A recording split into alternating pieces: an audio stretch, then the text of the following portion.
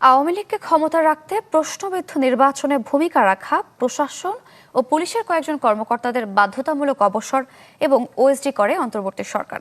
সেই সুপারিশ বাস্তবায়নে উদ্যোগী বর্তমান সরকারও।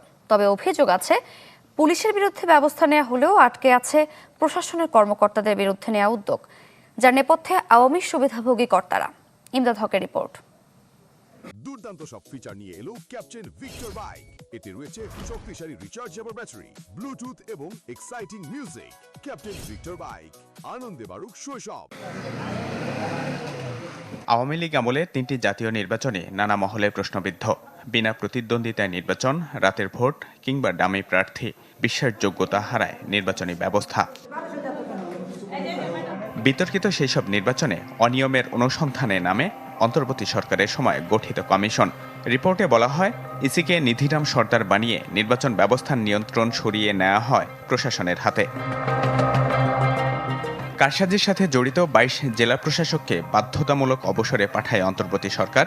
ওএসডি করা হয় ৫৪ জনকে, যাদের বেশিরভাগই অনিয়ম দুর্নীতিতে অভিযুক্ত।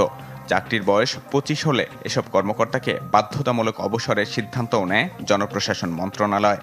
আমাদের যে সরকারি কর্মচারী শৃঙ্খলা আপিল বিধিমালায় যে শাস্তিযোগ্য অপরাধগুলো, এখানে আসলে এখন খুব বেশি একটা কারোর বিরুদ্ধে ব্যবস্থা নেওয়া হয় না। এটা যদি চাঙ্গা থাকতো, লোকের ভয় থাকতো, এই ভয়টাও নাই। কিছু হবে না, এটা করে ফেলাইছি, কারণ এটা সবাই মিলে করছে। কেন তাদের বিরুদ্ধে যে শাস্তিমূলক ব্যবস্থা যদি নেওয়া হয়, তাহলে ভবিষ্যতে যারা ওই ডেস্কে কাজ করবে তারা যথেষ্ট সতর্ক হয়ে কাজ করবে, আর তা নাহলে পারে এরকম ভবিষ্যতে আরও হতে পারে। অন্তর্বর্তী সরকারের সময় ও বিএনপি সরকার দায়িত্ব নেয়ার পর শতাধিক পুলিশ কর্মকর্তাকে বাধ্যতামূলক অবসরে পাঠালেও আটকে যায় প্রশাসন কর্মকর্তাদের বিরুদ্ধে ব্যবস্থা নেয়ার উদ্যোগটি।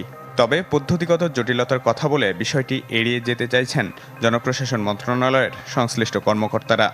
দুর্নীতির জন্য একজন কর্মকর্তাকে তিরস্কার করা যায়, সে যদি জানে যে আমাকে তিরস্কার করলেই আমি পার পেয়ে যাব, তদবির করে সে তিরস্কার নেয়, তার আর কোনো শাস্তি হয় না।